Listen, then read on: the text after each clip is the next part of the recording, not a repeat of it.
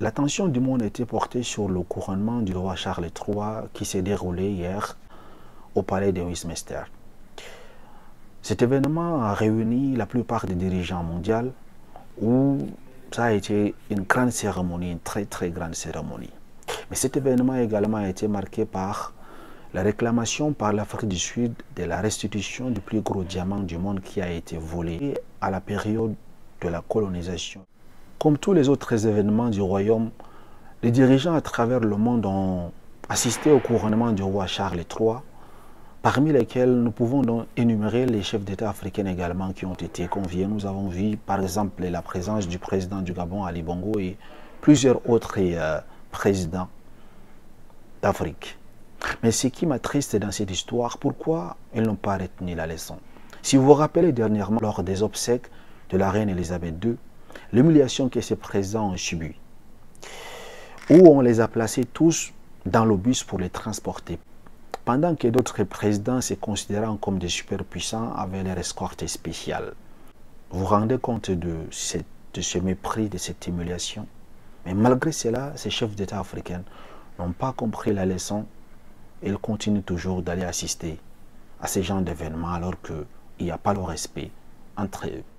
Pendant que les chefs d'État africains étaient au couronnement du roi Charles III dans la joie, les militants sud-africains n'étaient pas aussi enthousiastes que ces gens-là. Ils ont, à travers une pétition conduite par l'avocat à Johannesburg, M. Kamanga, lancé une pétition. Ils ont récolté plusieurs signatures. On parle de 8000. Ils ont demandé au roi Charles III de restituer le plus gros diamant du monde qui pèse 530 carats, connu sous le nom de star de l'Afrique, de le restituer et de le remettre à l'Afrique du Sud, car cela a été volé par les ancêtres du roi Charles III. Maître Katanga, l'avocat sud-africain qui a lancé cette pétition, a dit ceci: les diamants doivent revenir en Afrique du Sud. Ils sont un signe de notre fierté, de notre héritage et de notre culture. Après, il continue en disant ceci: je pense qu'en général, les Africains commencent à comprendre que la décolonisation ne consiste pas seulement à laisser les injures de certaines libertés, mais aussi à reprendre ce qui nous a été exproprié, c'est-à-dire ce qui nous a été volé. I think it would be right for him to ascend his throne, ensuring that he's showing a sign of hope to us Africans, those who were previously colonized well, not by him directly, but by his predecessors. And I think if he wants to be a recognized monarchy, a respected monarchy by the African people, it would be wise of him to return what was taken from us without our consent. I don't think it matters anymore. Things have changed. We're evolving. What mattered for them in the olden days about being superior above all, based on being Britain and whatnot, it doesn't matter to us anymore. The crown to be brought back to South Africa where it belongs. At least it will restore the dignity of the African child. At least it will restore the self-respect of the African child. I also believe it should be brought back home, because at the end of the day, they took it from us while they were oppressing us. They never just took it from us, they took it while they were oppressing us. So I believe, yes, that all the items that the British or all the colonial countries taken from Africa, not just South Africa itself, needs to be brought back. Je tiens à rappeler que ce diamant qui pèse 530 carats a été découvert en 1905 par le gouvernement colonial. À ce moment, l'Afrique du Sud était sous la domination britannique. Donc, ce gouvernement colonial a donc offert à la couronne royale britannique à ce moment-là. Voilà où est-ce que d'autres personnes nous parlaient que ce n'est pas du vol. Ce n'est pas du vol comment? En essayant de se justifier que l'Afrique du Sud fait partie du Commonwealth. Je tiens à vous rappeler que si l'Afrique du Sud et d'autres pays font partie du Commonwealth, c'est à cause de la colonisation. S'il n'y avait pas la colonisation, est-ce que l'Afrique du Sud aujourd'hui devrait parler l'anglais? Et le Commonwealth rassemble des gens à cause, n'est-ce pas, de la pratique de la langue anglaise. C'est d'abord ça, la nature du Commonwealth, de cette organisation. Tout comme la francophonie qui rassemble les anciennes colonies françaises. Et je tiens à rappeler que ces deux appareils, c'est juste pour permettre le maintien de l'influence des superpuissances sur les anciens colonies, en fait. Rien d'autre. Donc les gens qui essaient de justifier ce vol à travers ces organisations, moi je vous dis que non. C'est faux, ça ne passe pas, en fait. Comment se fait-il qu'un roi de l'Angleterre soit le roi des Africains? C'est pas possible, ça. Essayez d'inverser un peu le rôle, vous voyez. Si on dit qu'aujourd'hui, le roi du Ghana, le roi d'Ashanti et le roi de, je sais pas, des Français, ça va passer comment dans leur tête? Ce n'est même pas faisable. Lorsque les gens regardent la peau je sais pas, des Africains, la peau du Britannique, en fait, est-ce que c'est la même chose? Si aujourd'hui, ces pays sont dans le Commonwealth, c'est à cause de la colonisation. Et ce n'est pas par leur propre gré, en fait. Avant l'arrivée des colons en Afrique, il y avait des langues. Les Africains avaient des langues.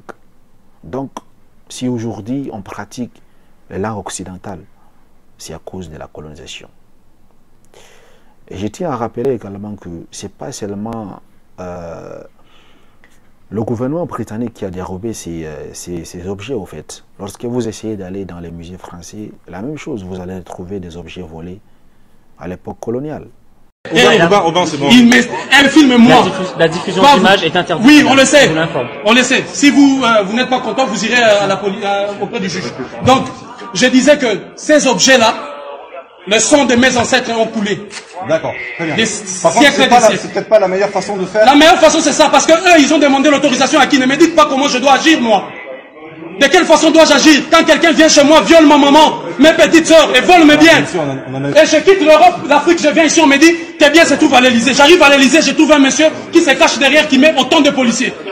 Je fais mes enquêtes, on me dit les biens qu'il a volés, il a mis ça au nom de son peuple ici. Alors je suis venu tranquillement, le jour, pas la nuit, pas cassé. Je suis venu humblement prendre mes biens, le ramener en Afrique. Je pars tout droit ici les déposer, là où on va l'envoyer en Afrique, et je reviendrai ici tous les jours.